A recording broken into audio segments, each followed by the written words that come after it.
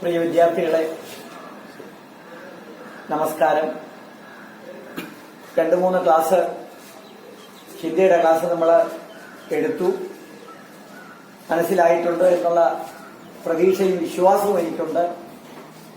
ഒരു പ്രത്യേക ശ്രദ്ധ നിങ്ങൾ മനസ്സിനകത്ത് വെക്കേണ്ടത്, ഏറ്റവും കൂടുതൽ കുട്ടികൾ നെടുമങ്ങാട് ടാലന്റില് സെക്കൻഡ് ലാംഗ്വേജ് ഹിന്ദി എടുത്ത പിള്ളേർക്ക് 100-ന് 100 മാർക്കും വാങ്ങാൻ ഇപ്പോഴത്തെ +1 റിസൾട്ടിലൂടെ, ഇപ്പോഴത്തെ +2 റിസൾട്ടിലൂടെ നമുക്ക് സാധിച്ചു.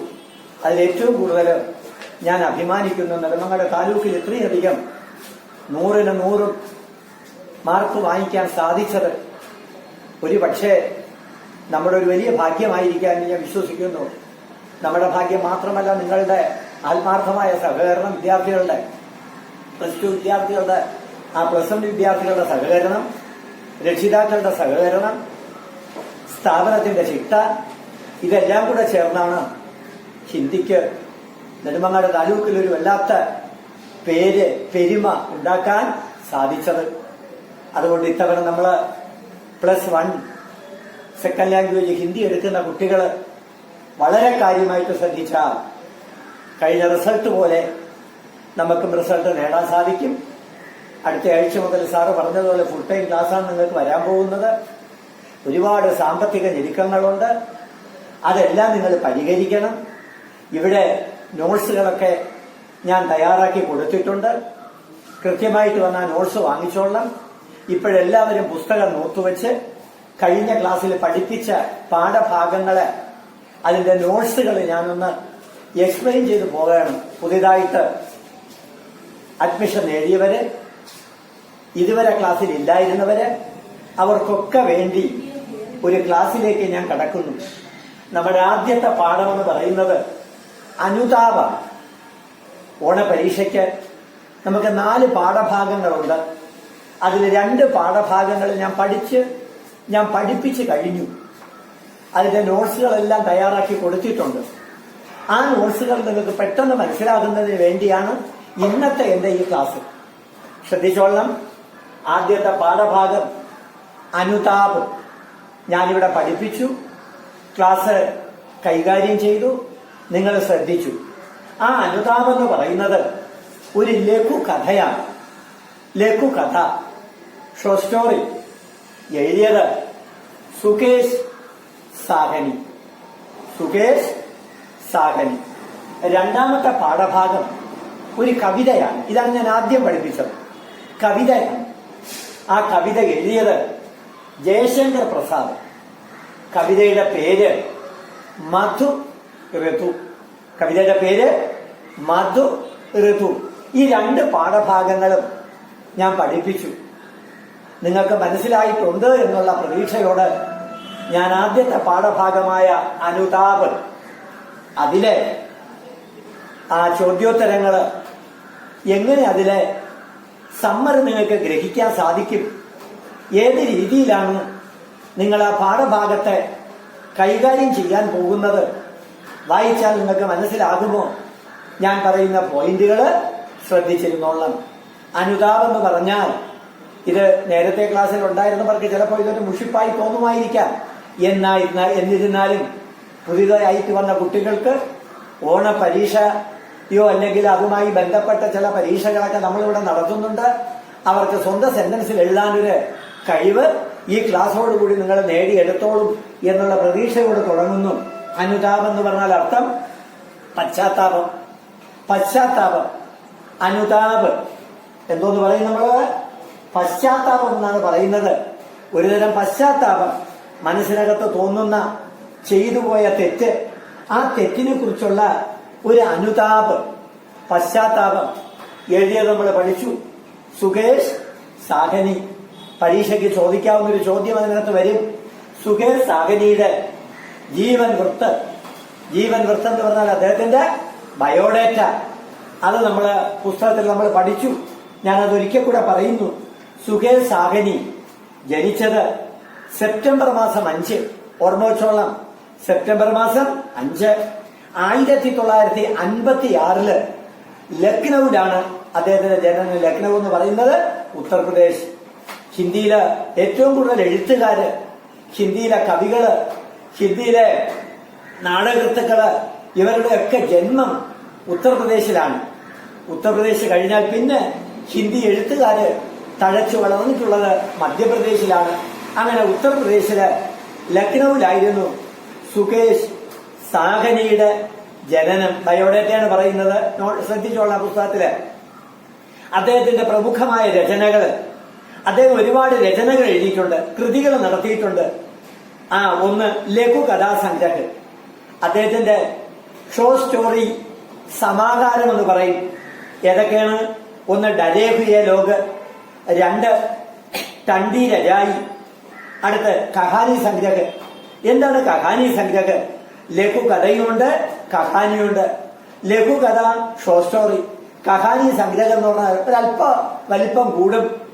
അത് മൈമാവൂർ അന്യ കഹാനിയാം. പേര് മൈമാവൂർ അന്യ കഹാനിയ. അപ്പൊ ബയോഡേറ്റ ആരുടെ ബയോഡേറ്റ? സുകേഷ് സാഹനിയുടെ. ഓർമ്മയുണ്ടല്ലോ, ആരാണ് സുകേഷ് സാഹനി? ഹിന്ദി സാഹിത്യത്തിലെ ലഘു കഥാകൃത്ത്. അദ്ദേഹത്തിന്റെ ലഘുകഥ നമ്മൾ പഠിക്കുന്നത് +1 പഠിക്കുന്ന പാഠഭാഗം അനുതാപ്. അനുതാപ് എന്ന് പറഞ്ഞാൽ അർത്ഥം പശ്ചാത്താപം. അദ്ദേഹത്തിന്റെ കഹാനി സംഗ്രഹ് മൈമാവുറന്യ കഹാനിയം. ഇനി അനുവാദ്. അദ്ദേഹം ചില കൃതികള് ട്രാൻസ്ലേഷൻ നടത്തിയിട്ടുണ്ട്, തർജിമ ചെയ്തിട്ടുണ്ട്. അനുവാദ് ട്രാൻസ്ലേഷൻ, തർജിമ നടത്തിയിട്ടുണ്ട്. അറിഞ്ഞൂടാത്ത വാക്കുണ്ടെങ്കിൽ നോട്ട്സിൽ കുറിച്ചോളണം. ഖലീൽ ജിബ്രാൻ കി ലഘു കഥായി, ആ സമാഹാരത്തിന്റെ പേര്, അദ്ദേഹം വിവർത്തനം ചെയ്ത സമാഹാരത്തിന്റെ പേര് ഖലീൽ ജിബ്രാൻ കി ലഘു കഥായേ.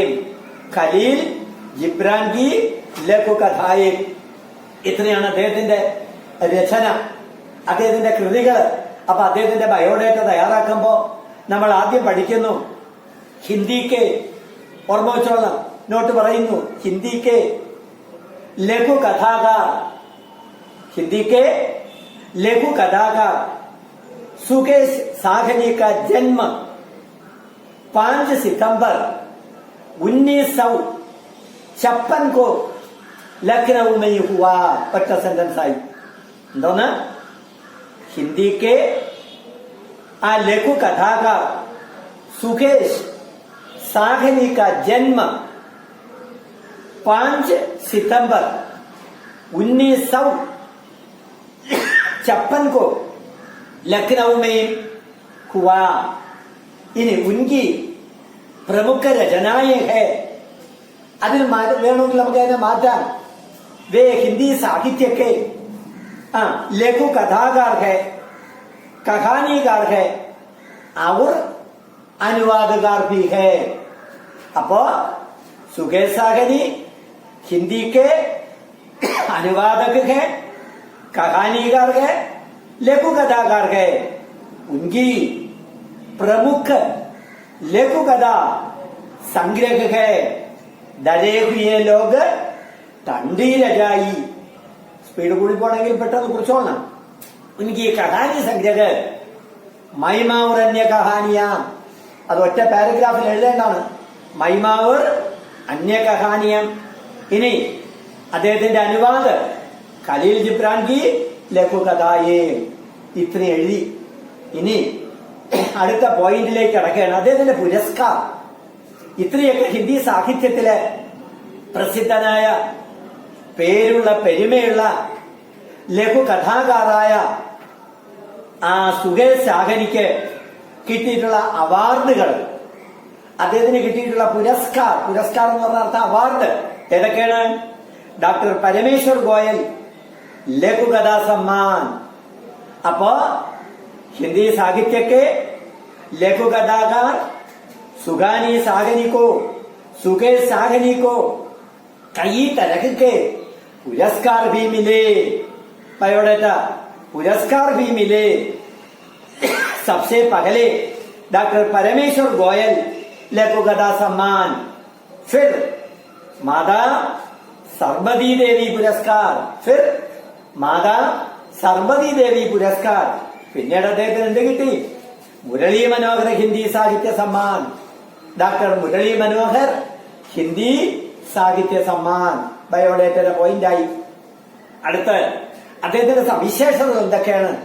ഇത്രയൊക്കെ മിടുക്കനായ, ഫേമസായ, പ്രശസ്തനായ, പ്രശസ്തിയുള്ള ഒരു കഥാകൃത്തിന് ചില സവിശേഷതകളുണ്ട്. ഒന്ന്, ഹിന്ദി ലഘുകഥാ ക്ഷേത്രക്ക സശക്ത ഹസ്താക്ഷർ. ഹിന്ദി ലഘുകഥാക്ഷേത്രത്തിലെ സശക്തായ ഒരു ഹസ്താക്ഷറാണ്, ഒരു പാർട്ണറാണ്, ഒരു പങ്കുകാരനാണ്, ഒരു എഴുത്തുകാരനാണ്. ഇനി ടൂട്ടത്തെ സാമാജിക മൂല്യോം പർ ചിന്ത. അദ്ദേഹം ടൂട്ടത്തെ സാമാജിക മൂല്യോം പർ ചിന്ത.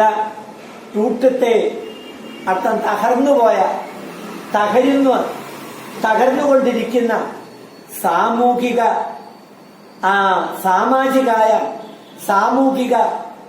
മൂല്യങ്ങളെ കുറിച്ച് ഒരു ചിന്ത. പിന്നെ ഗ്രാമ സംസ്കൃതിക്ക ഫോലാഫാല ചിത്ര. അദ്ദേഹം ഗ്രാമീണ സംസ്കാരത്തിന്റെ വക്താവാണ്. ഗ്രാമാന്തരീക്ഷമാണ് അദ്ദേഹത്തിന്റെ രചനകളുടെ പ്രധാനപ്പെട്ട ഉള്ളടക്കം. അതുകൊണ്ടാണ് പറയുന്നത് ഗ്രാമ സംസ്കൃതിക്ക ഫോലാഫാല. ഫോലാഫാല കുറിച്ച് വെച്ചോളാം. നിഷ്കളങ്കമായ, ഫോലാഫാല നിഷ്കളങ്കമായ ഒരു ചിത്ര.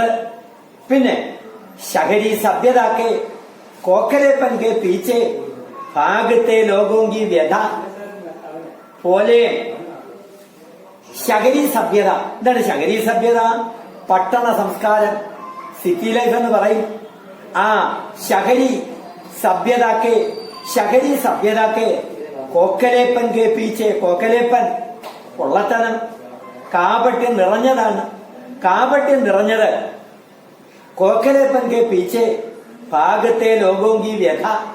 അടുത്ത നിമ്ന മധ്യവർഗക്ക് പീഡ. അവർ നിരാശ.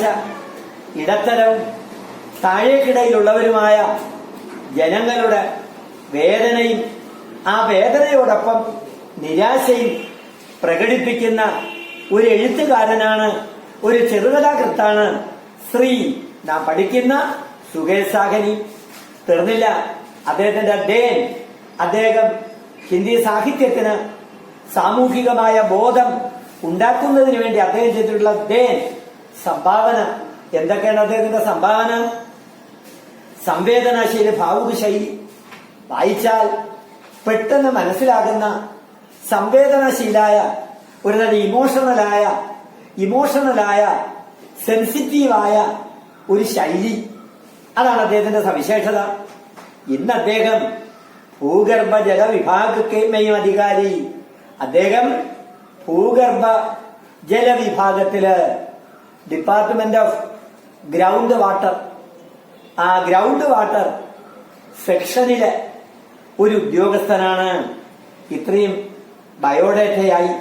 ബയോഡേറ്റ ഓർമ്മിച്ചു വെച്ചോളാം. ഇനി നമ്മൾ പഠിക്കുന്നത് അനുതാപം എന്ന് പറയുന്ന പാഠഭാഗത്തില് നോട്ട്സുകളിലേക്ക് നമ്മൾ കിടക്കുകയാണ്. ഞാൻ നേരത്തെ പറഞ്ഞു നോട്ട്സ് ഓഫീസിലുണ്ട്, കുറിച്ച് വാങ്ങിച്ചോളണം. ഇല്ലാത്തവരിപ്പൊ ശ്രദ്ധിച്ചോളണം. ആദ്യം നമുക്കൊരു ഡയറി തയ്യാറാക്കണം. എങ്ങനെയാണ് ഡയറി തയ്യാറാക്കേണ്ടത്? നമ്മൾ നേരത്തെ ക്ലാസ്സിൽ നമ്മൾ പഠിച്ചു.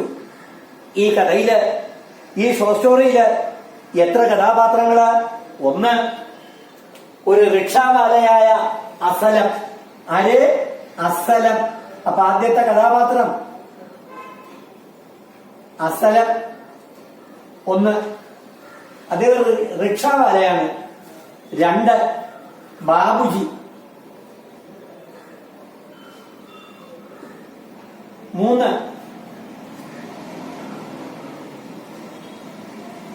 ദൂസരെ റിക്ഷാവാല.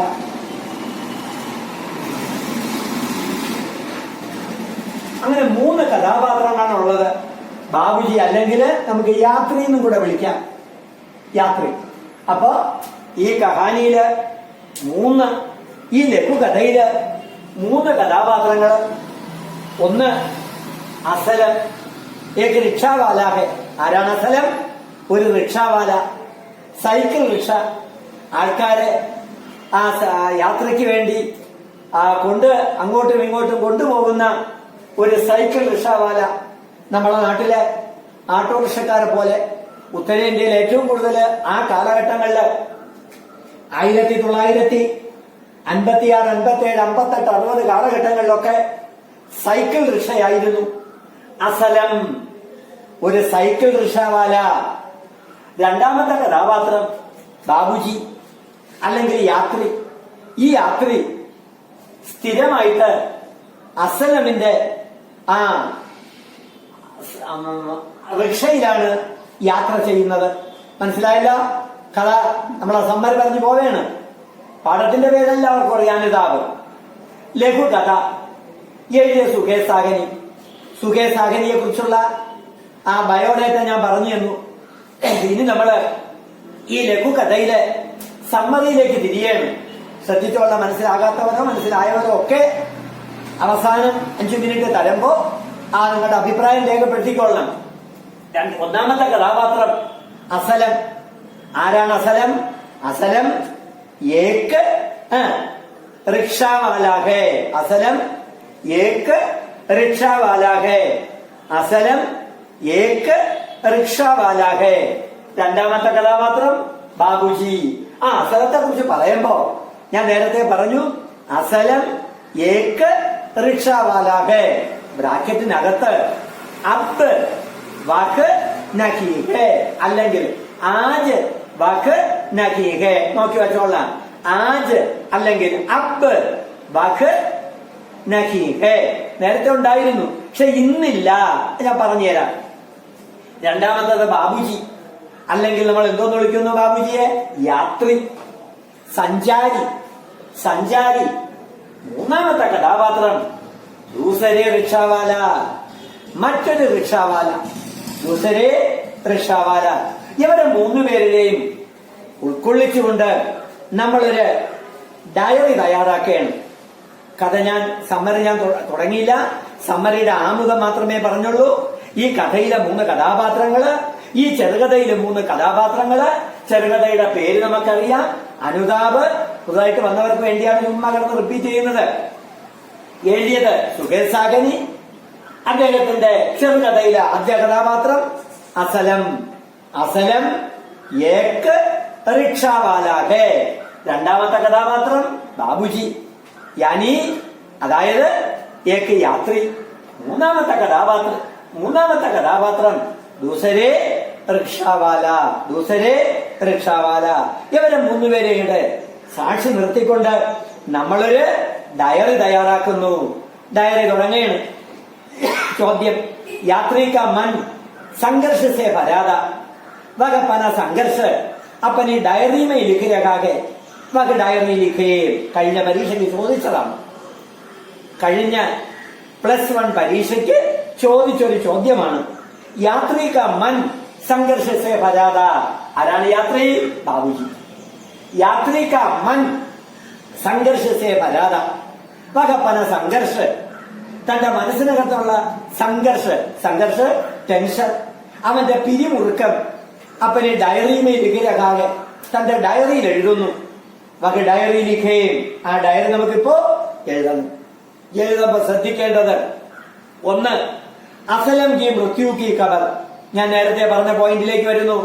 അസലം അബ് നഹീ ഹേ. അസലം ആജ് നഹീ ഹേ എന്ന് പറഞ്ഞപ്പോ എന്ത് മനസ്സിലായി?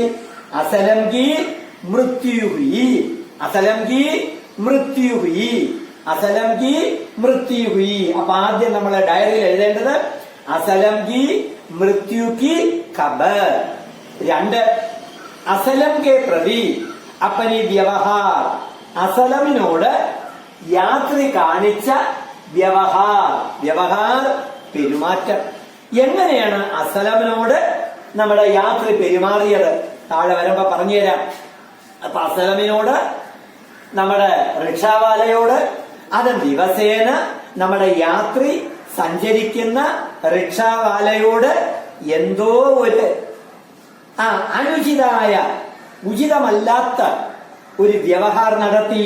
അപ്പൊ രണ്ടാമത്തെ പോയിന്റ് അസലം കെ പ്രതി അപ്പനി വ്യവഹാർ. അടുത്തത് മൂന്നാമത്തത് ഹംദർദി കാ ഭാവ്. എന്താണ് ഹംദർദി? അനുകമ്പ. ഹംദർദി അനുകമ്പ.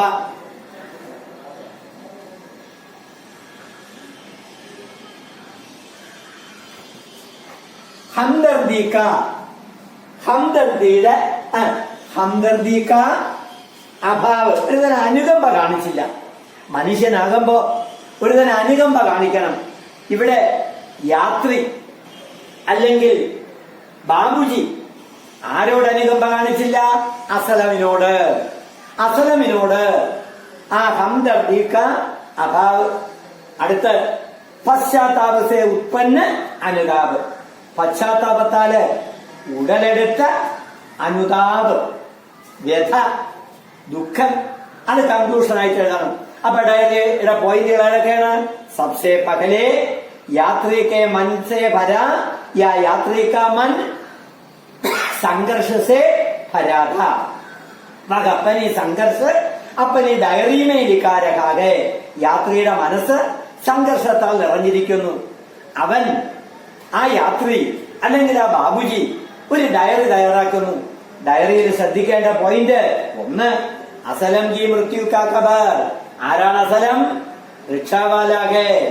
അസലം അബ് നഹീ ഹൈ, അസലം കി മൃത്യു ഹുയി ഹൈ. രണ്ട്, അസലം കെ പ്രതി അപ്പനി വ്യവഹാർ. അസലമിനോട് താൻ കാണിച്ച വ്യവഹാർ, പെരുമാറ്റം. ഇനി ഹംദർദീക ഭാവ്, അനുകമ്പയെ കാണിച്ചില്ല. പശ്ചാത്താപസെ ഉൽപ്പന്ന അനുതാപ. ഇത്രയും പോയിന്റ് ആയിട്ട് വെക്കണം. നോക്കാം നമുക്ക്. ഡയറി, ആദ്യം ഡയറി എഴുതുമ്പോഴത്തേക്ക് ഡേറ്റ് വെക്കുന്നു. നിങ്ങൾക്ക് സൗകര്യമുള്ളൊരു ഡേറ്റ് വെക്കാം. ആ ഡേറ്റ് വെച്ചു. ഇപ്പൊ നിങ്ങള് ഉദാഹരണത്തിന് ഇന്നത്തെ ഡേറ്റ് ഇടണം. ഇന്നത്തെ ഡേറ്റ് ഇടുമ്പോഴത്തേക്ക് ഏതാണ് ആ ഡേറ്റ് എന്ന് നോക്കിക്കൊള്ളാം.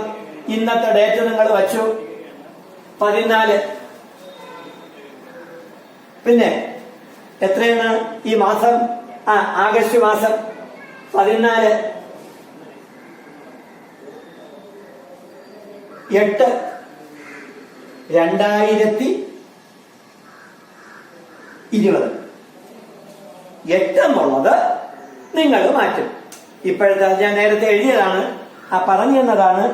ഇപ്പോഴത്തെ പുതിയ രീതി അനുസരിച്ച് മാസത്തിന്റെ പേര് 14 അഗസ്റ്റ്. എന്തോന്ന് എഴുതുള്ളൂ?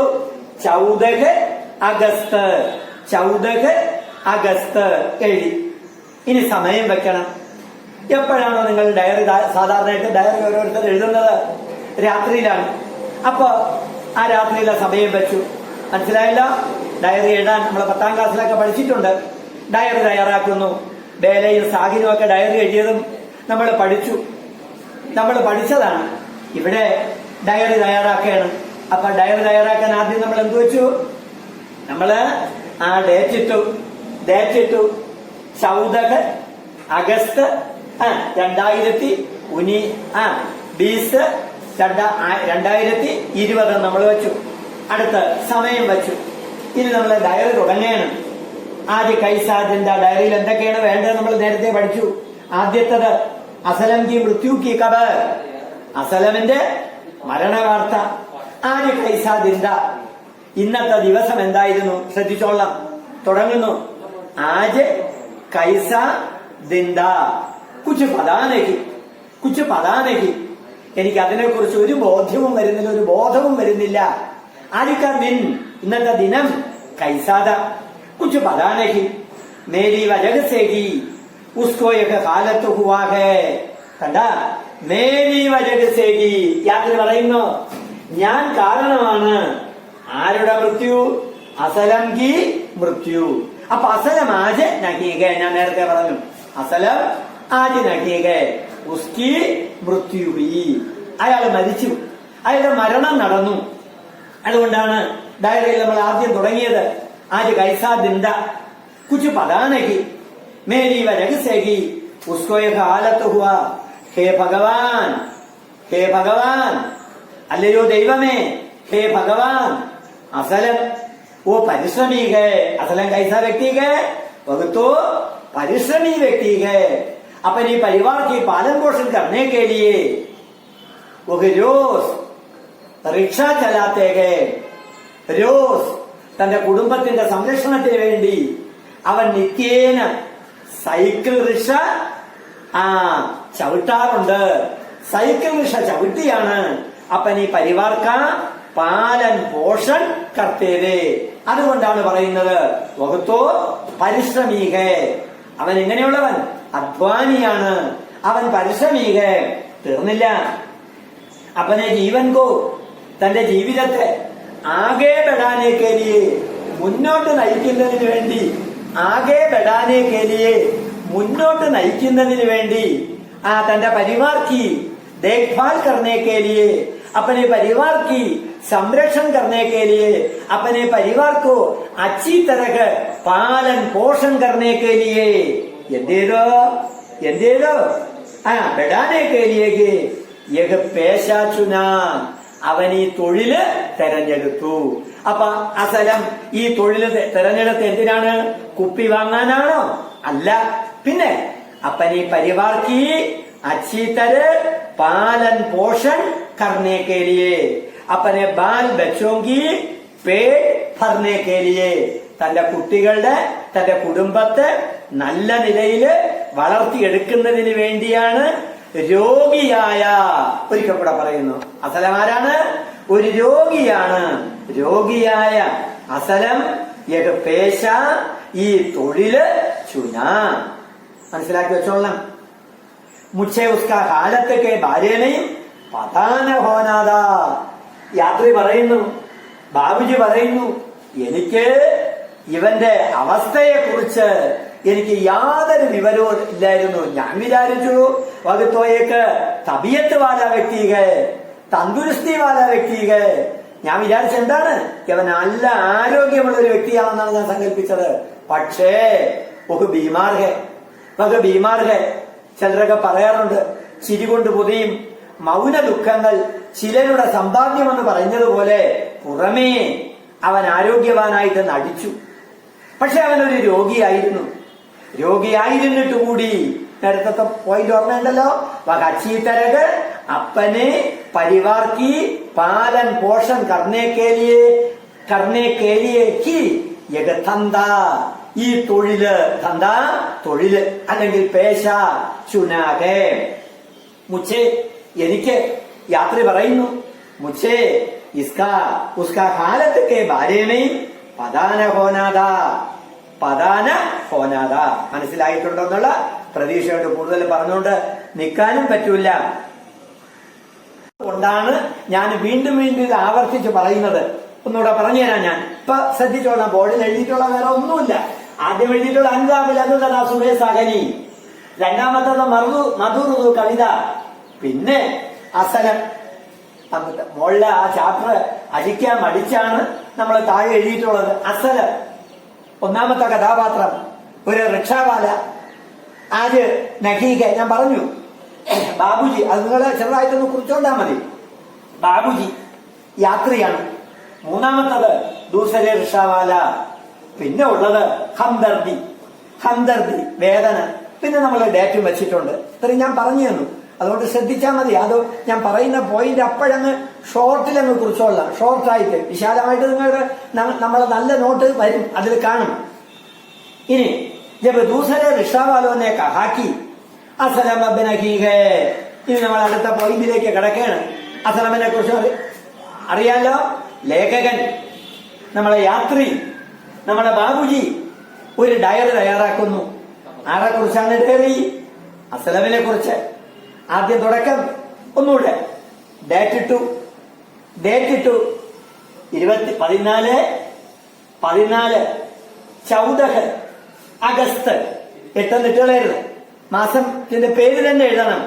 അഗസ്റ്റ് 2020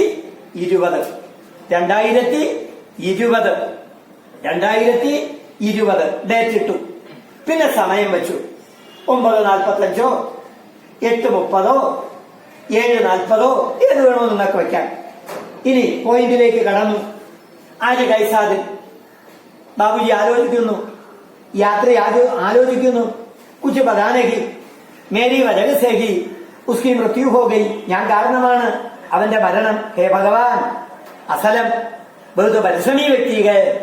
अपने परिवार की अच्छी तरह की देखभाल करने के लिए ही वह एक पेशा चुना है. ഈ തൊഴിൽ തെരഞ്ഞെടുത്തത്.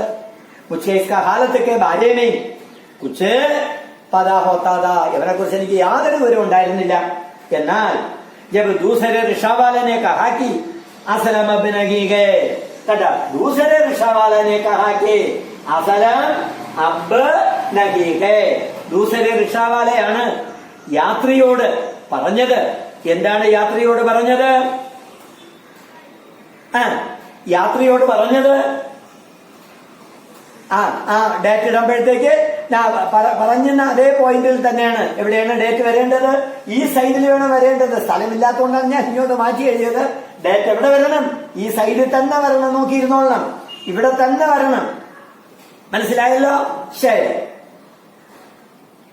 ഇനി ജബ് ദൂസരെ ഋഷേവാലനെ കഹാക്കി അസലം അബ് നഗീഗേ, അസലം അബ് നഗീഗേ, അസലം ഇപ്പോഴില്ല, അസലം അബ് നഗീഗേ. അസലം ഉണ്ടോ? ഇല്ല. അസലം ഈ മൃത്യു ഹോഗയി, അസലം എന്നേക്കുമായി അപ്രത്യക്ഷമായി. ഇന്നലെ വരെ നമ്മളെ ബാബുജിയെ, നമ്മളെ യാത്രിയെ കൊണ്ടുവന്ന് തന്റെ ഓഫീസിൽ കൊണ്ടുവന്ന് എത്തിച്ചു കൊടുത്ത വ്യക്തിയായിരുന്നു ആര്?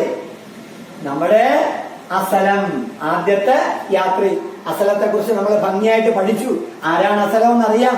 അപ്പനെ പരിവാർക്കി തന്റെ കുടുംബത്തിന്റെ ദേഖ്ഭാൽ കർണേക്കേലിയെ സംരക്ഷിക്കുന്നതിന് വേണ്ടി അവൻ എന്ത് ചെയ്തു? കഠിനാധ്വാനം ചെയ്യുന്നു. പേശാച്ചുനാകെ, അങ്ങനെയുള്ള റിക്ഷാവാല ഇന്നത്തെ അസലം അബ് നഗീഗെ, അസലം അബ് നഗീഗെ എന്ന് പറഞ്ഞു കൊടുത്തതാര്? ദൂസരെ റിക്ഷാവാല, ദൂസരെ റിക്ഷാവാല, ദൂസരെ റിക്ഷാവാല. അടുത്ത് മേ ആശ്ചര്യമാ. ഇത് കേട്ടപ്പോ യാത്രിക്ക് ആശ്ചര്യം തോന്നി. യാത്രി അതിശയിച്ചു. ആശ്ചര്യ ഹുവാ, അതിശയിച്ചു പോയി. ആശ്ചര്യ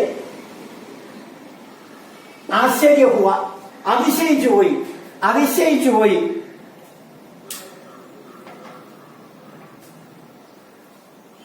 അതിശയിച്ചു പോയി. अब लगी है, मैं आश्चर्य हुआ. कल जब वो मुझे चढ़ाई लेकर गई थी तब वो अपने पेट का दर्द प्रकट किया. ഒരു പോയിന്റൂടെ പറയുമ്പോ മനസ്സിലാവും. ഇന്നലത്തെ ഒരു സംഭവം പറയാണ്. എന്താണ് ഇന്നലത്തെ സംഭവം? ഒരു വലിയ കയറ്റമുണ്ട്. ഈ സൈക്കിൾ റിക്ഷ ചവിട്ടി കയറാൻ ഒരു കയറ്റമുണ്ട്. ആ കയറ്റം ചെന്നപ്പോ റിക്ഷാവാല അസലമിന് അപ്പനി പേട്ട് പർ ദർദ് ഹുവാ, വയറ്റിൽ എന്ത് തോന്നി? ഒരു വേദന തോന്നി. അതുകൊണ്ട് അസലം ബാബുജിയോട് അല്ലെങ്കിൽ യാത്രിയോട് പറഞ്ഞു, മുझे ജരാ സഹായത കീജിയേ, വണ്ടിയിൽ നിന്നൊന്ന് ഇറങ്ങി ഒന്ന് തള്ളി കൊടുക്കാൻ പറഞ്ഞു. ഇത് കേട്ടപ്പോ ലേഖകൻ വിചാരിച്ചത്, ബാബുജി വിചാരിച്ചത്, യാത്രി വിചാരിച്ചത് എന്തായിരുന്നു? യാത്രി വിചാരിച്ചത് എല്ലാ റിക്ഷാവാലകളും ഇപ്രകാരം ഒരു അടവെടുക്കാറുണ്ട്, ഒരു സൂത്രമെടുക്കാറുണ്ട്. കയറ്റം ചവിട്ടാൻ മടിച്ച് എന്തെങ്കിലും ഒരു ഒഴിവ് കഴിവ് പറഞ്ഞ് ഇരിക്കുന്ന യാത്രികളെ, ഇരിക്കുന്ന സഞ്ചാരിയെ ഇറക്കി ഒന്ന് തള്ളുക ചില അടവാണ് എന്ന് വിചാരിച്ച് നമ്മളെ ബാബുജി എന്ത് ചെയ്തില്ല? നമ്മളെ യാത്രി എന്ത് ചെയ്തില്ല? വണ്ടിയിൽ നിന്ന് ഇറങ്ങിയില്ല. ശ്രദ്ധിച്ചോളണം, വണ്ടിയിൽ നിന്ന് ഇറങ്ങിയില്ല. ഉടൻ തന്നെ അസലം പുറത്തിറങ്ങി ഒരു കൈ സീറ്റിൽ ഊന്നിക്കൊണ്ട് വണ്ടിയെ തള്ളിക്കയറ്റി, വണ്ടിയെ തള്ളിക്കയറ്റി ലക്ഷ്യസ്ഥാനത്ത് കൊണ്ട് എത്തിച്ചു കൊടുത്തു. ലക്ഷ്യസ്ഥാനത്ത് കൊണ്ടുവന്ന് എത്തിച്ചു കൊടുത്തു. യാത്രി തന്റെ ഓഫീസിലേക്ക് പോവുകയും ചെയ്തു. പിറ്റേ ദിവസം യാത്രി വന്നപ്പോഴാണ് ആരെ കാണാത്തത്? അസലമിനെ കാണാത്തത്. നോക്കിക്കോളിൻ. ജബ് ദൂസരെ റിക്ഷാവാലാനെ, ജബ് ദൂസരെ റിക്ഷാവാലാനെ, ജബ് ദൂസരെ റിക്ഷാവാലാനെ കഹാക്കി അസലം അബ് നഹീ ഹൈ, അസലം അബ് നഹീ ഹൈ. മെയ്യും ആശ്ചര്യ ഹുവാ. ഇവിടെ മെയ്യം എന്ന് പറയുന്നത് ആര്? ബാബുജി. അല്ലെങ്കിൽ ആര്? യാത്രി. യാത്രിക്ക് ആശ്ചര്യ ഹുവാ. കൽ ജബ് വോ മുझे ചടായി ലേക്കർ ഗയി थी, ഇന്നലെ അവൻ എന്നെ ചടായിലേക്ക്, ചടായി കയറ്റം, എന്നെ കയറ്റത്തിലേക്ക് കൊണ്ടുവന്നാക്കിയതാണ്. തബ് വോ അപ്പന പേട്ട് കാ ദർദ് പ്രകടിക്കാത. അപ്പോഴവൻ തന്റെ പേട്ടുക ദർദ്, വയറ്റിന്റെ വേദന അവൻ പ്രകടിപ്പിച്ചു. അപ്പൊ സൈക്കിൾ വാലയ്ക്ക് അസലമിന് വയറ്റിനകത്ത് വേദനയുണ്ടായിരുന്നു. അവന്റെ ദോനോ രണ്ട്, ഗുർദ ഗുർദ കിഡ്നി ഖരാബ് ഹോഗയ. നേരത്തെ ഒരു പോയിന്റ് പറഞ്ഞത് ഓർമ്മ എന്താണ് ഓർമ്മ? അസലം പരിശ്രമീക. അസലം എങ്ങനെയുള്ള ആള്? പരിശ്രമീക. അസലം പരിശ്രമീക. अपने जीवन को आगे बढ़ाने के लिए ही ഒരു രോഗിയായിട്ട് കൂടി, കിഡ്നി പ്രോബ്ലം ഉണ്ടായിട്ട് കൂടി, ഒരു കിഡ്നി രോഗി ആയിരുന്നിട്ട് കൂടി എന്ത് ചെയ്തു? സൈക്കിൾ റിക്ഷ അവൻ ചവിട്ടി. ഡോക്ടർ നിർദ്ദേശിച്ചു, ഒരിക്കലും നീ എന്ത് ചെയ്യരുത്, സൈക്കിൾ റിക്ഷ ചവിട്ടരുത് എന്ന് പറഞ്ഞിട്ട് കൂടി अपनी परिवार की पालन पोषण करने के लिए कि असलम ने एक पेशा चुना था, एक पेशा चुना था. इन्हें अपना पेट का दर्द प्रकट किया था. मुझे शिकायत से रिक्शा से उधर जाना था. ഞാൻ റിക്ഷയിൽ നിന്ന് എന്ത് ചെയ്തു? ഉദർ ജാനാഥ, താഴെ ഇറങ്ങുകയും ചെയ്തു. ഓ സബ് നാടകമാൻകർ മെയിൻ ബൈട്ട. ഇതൊക്കെ നാടകമെന്ന് വിചാരിച്ച് ഞാൻ എവിടെ തന്നെ ഇരുന്നു? റിക്ഷയിൽ തന്നെ ഇരുന്നു. അവൻ എന്ത് ചെയ്തു? സൈക്കിൾ വാല എന്ത് ചെയ്തു? അസലം എന്ത് ചെയ്തു? റിക്ഷയിൽ നിന്ന് താഴേക്ക് ഇറങ്ങി. ശ്രദ്ധിച്ചോളണം, ഒന്നുകൂടെ പറയാൻ ഞാൻ. ജബ് ദൂസരെ റിക്ഷാവാലാനെ കഹാക്കി അസലം അബ് നഹീ ഹേ. ഇല്ല എന്ന് പറഞ്ഞപ്പോ എനിക്ക് അതിശയം തോന്നി. യാത്രിക്ക്, ബാബുജിക്ക് അതിശയം തോന്നി. ഉടൻ ബാബുജി സങ്കല്പിക്കുന്നു, കൽ ജബ് വോ മുझे चढ़ाई लेकर गई थी तब वो अपना पेट का दर्द प्रकट किया था. കയറ്റം ചവിട്ടി കയറ്റിയപ്പോ, ഇന്നലെ കയറ്റം ചവിട്ടി കയറിയപ്പോ അവന് വയറ്റിന് വേദനയുള്ളതായിട്ട് എനിക്ക് തോന്നി. എന്നോട് അവൻ പ്രകടിപ്പിച്ചു. എന്നിട്ട് അവൻ എന്നോട് പറഞ്ഞു, റിക്ഷാസെ ഉദർ ജാനാഥ, എന്നോട് റിക്ഷയിൽ നിന്ന് ഇറങ്ങാൻ പറഞ്ഞു.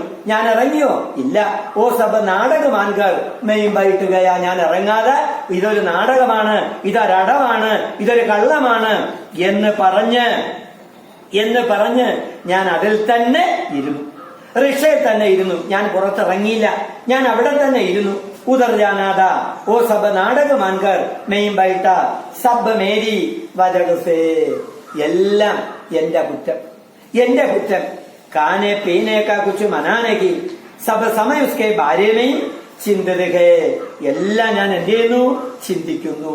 കഴിഞ്ഞ ദിവസത്തെ സംഭവം ഞാന് ചിന്തിച്ചുകൊണ്ടേയിരിക്കുന്നു. അങ്ങനെ എന്റെ ഒരു വീഴ്ചയാണ്.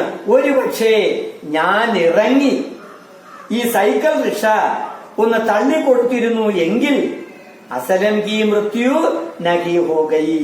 ഇത്രയാണ് ആ ഡയറി ആയിട്ട് എഴുതേണ്ടത്. ഇനി ഞാൻ അതിന്റെ സമ്മറി ഒന്നുകൂടെ പറയുന്നു.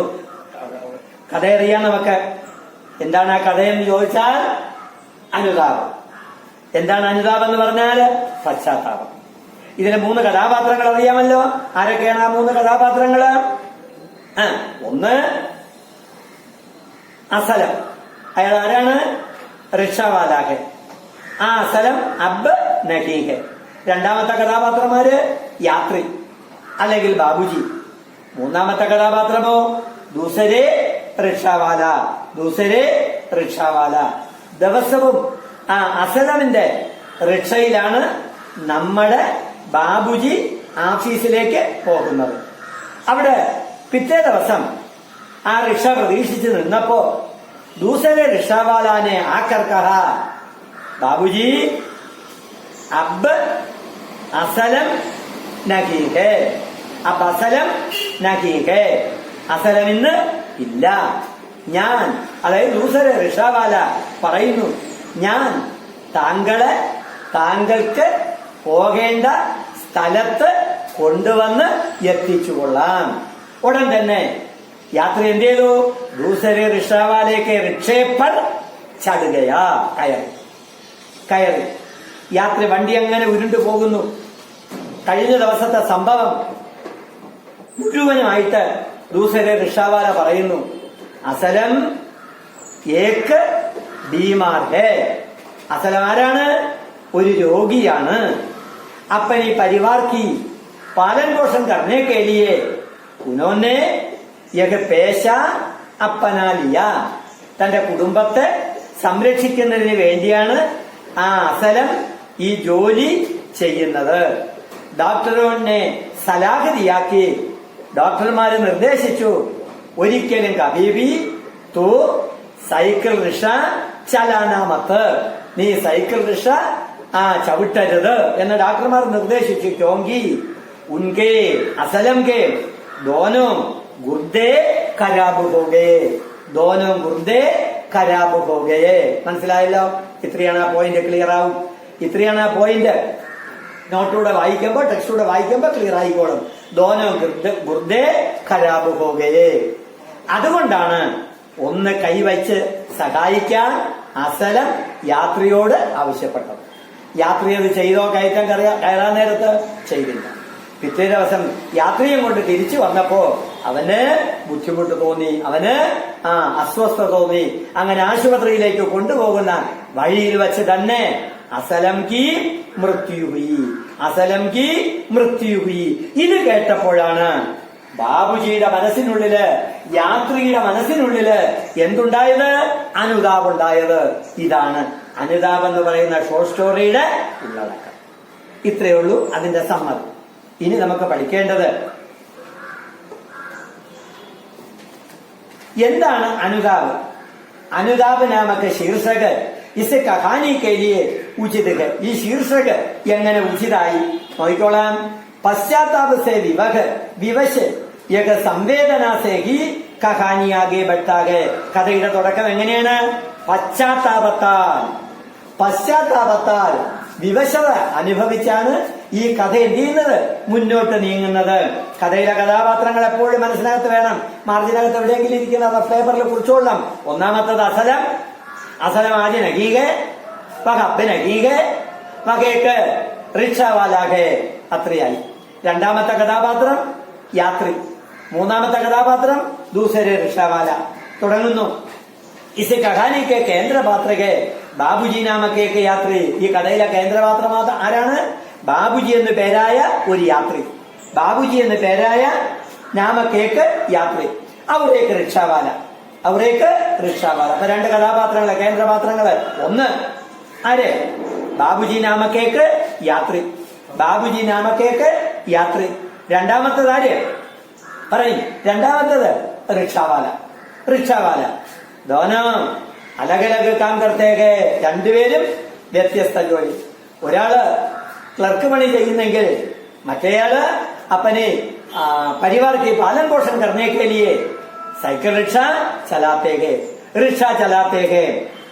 इन्हें दोनों अलग अलग काम करते हैं. इस सुंदर कहानी ബാബുജി കെ അനുതാപ് സൂചിത കർത്താകെ. ഇതിനകത്ത് ബാബുജിയുടെ അനുതാപാണ്. കഴിഞ്ഞ സംഭവത്തെ കുറിച്ച് ആലോചിച്ചപ്പോ തന്നിലൂടെ ഒരു മനുഷ്യന്റെ മരണം നടന്നതിലുള്ള അനുതാപാണ് ഈ കഥയിൽ സൂചിപ്പിക്കുന്നത്. അസല നാമക്കേക്ക് റിക്ഷാവാലേക്ക് സഹാരസേ ബാബുജി ദഫ്തർ ജായ കർത്തേരെ. അണ്ട അപ്പൊ ബാബുജി എങ്ങനെയാണ് തന്റെ ഓഫീസിൽ പൊയ്ക്കൊണ്ടിരുന്നത്? അസലം നാമക്ക് ഏക്ക് റിക്ഷാവാലേക്ക് സഹായദാസേ. അസലം എന്ന പേരായ ഒരു റിക്ഷാവാലയുടെ സഹായത്താലാണ് ബാബുജി നിത്യേന തന്റെ ഓഫീസിൽ പൊയ്ക്കൊണ്ടിരുന്നത്. ആ അസലം അബ് നഹീ ഹൈ, ഉസ്കോ पेट की दर्द है. पेट की दर्द का कारण क्या है? उसके दोनों गुर्दे, गुर्दा बोलने अर्थम कितनी, उसके दोनों गुर्दे खराब हो गए.